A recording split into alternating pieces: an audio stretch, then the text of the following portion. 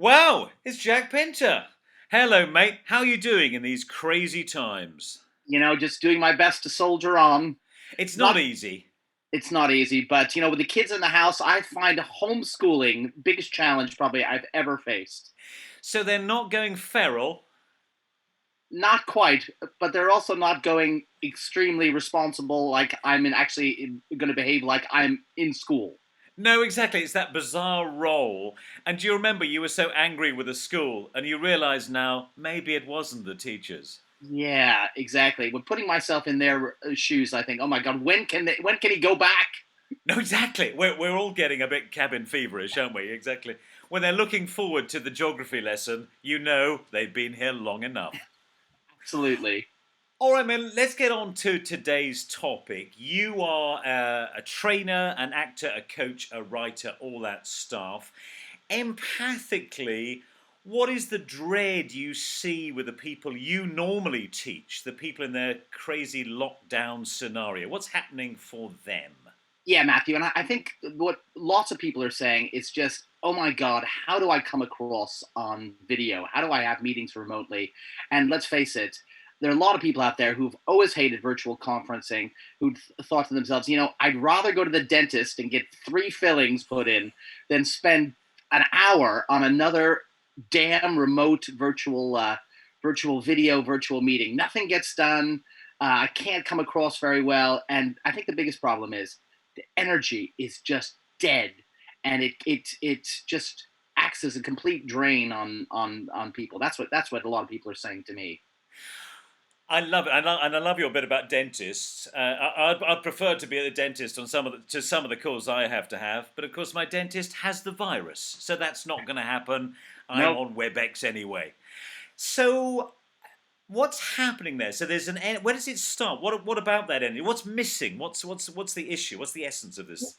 Well, I think people just don't realize that on a WebEx they have to behave different energetically.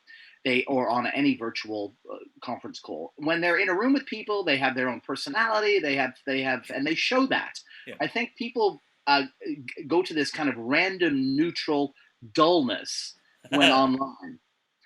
And I think the profound problem is, and people who've been on a lot of virtual calls, either video presentations or audio calls or video meetings or audio meetings, will have noticed that the energy starts quite low, and then within 5 minutes it's just gone absolutely downhill, and then there's still 55 minutes left of the meeting Yeah. with no energy, with no one, people just kind of collectively depressed.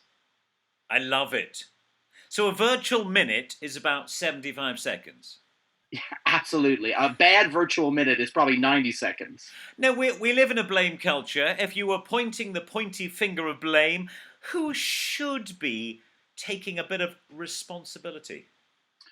That's a great question, Matthew. And I think the answer is really to make a virtual meeting work best, everyone has to take responsibility. Nice, But that's probably not going to happen. right? So, in that case, every individual who's aware of this idea is that, wait a minute, I can actually, if I change my energy, if I Yeah. pour more energy into a virtual meeting, people will probably, just as they mirror low energy, they will probably also respond to and mirror higher energy, more engaged energy. And we just have to count on people to kind of take responsibility for igniting the energy on a virtual meeting. Lovely. Like, I tell you what I'm remembering. You know that the floating rod thing? You know the floating rod? Mhm. Everyone is asked to support a rod with a finger. There, actually, it's the other way around, and everyone puts too much in, and you say lower the rod, but everyone puts too much in, and the rod goes up. It's a good laugh, and it's a good team builder. Of course, illegal in the time of the virus, unless you had an enormous 23-meter rod. But here, I love it. So we're really negatively copying, aren't we? Absolutely. And I'd say negatively copying and mirroring each other and collectively just letting the energy go down. And I think as people find when the energy goes down, people disengage. They'll go do their Yeah, emails, they'll go yeah. do another task, they'll stop listening. Whereas if someone presents a lot more energy, you're much more inspired, in fact, almost forced, required to listen when someone is putting in a lot of energy.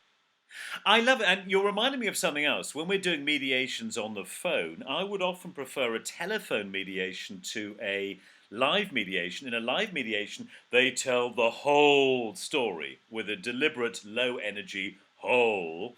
On the phone, you can actually stop people and get it tight. So there's an Mm, irony.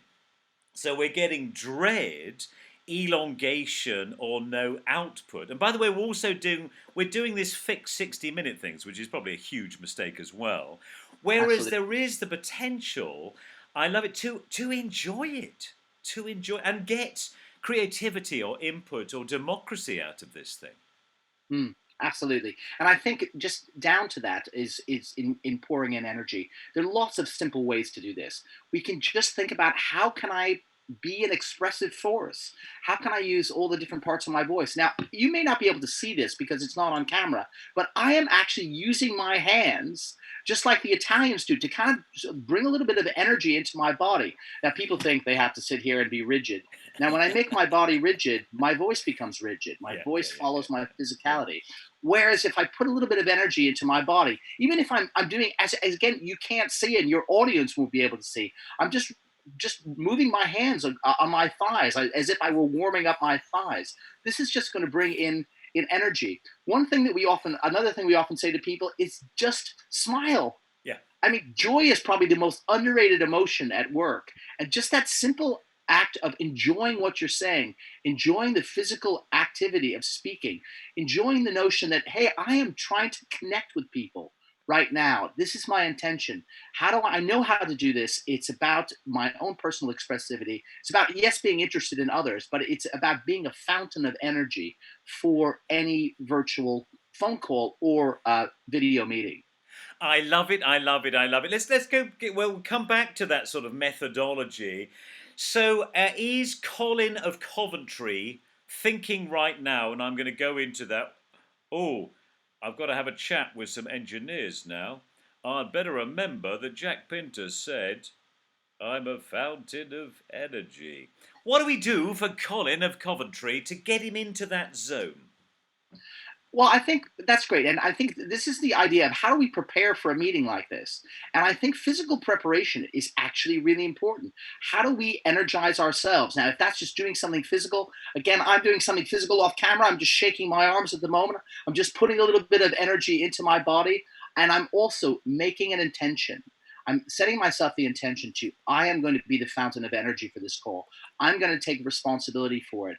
When the energy dips, when it starts to die, I'm going to reinvigorate it. I'm not going to allow this to go into a moribund morass. I, Colin from Coventry, am going to be the fountain of energy. I love it. I love it.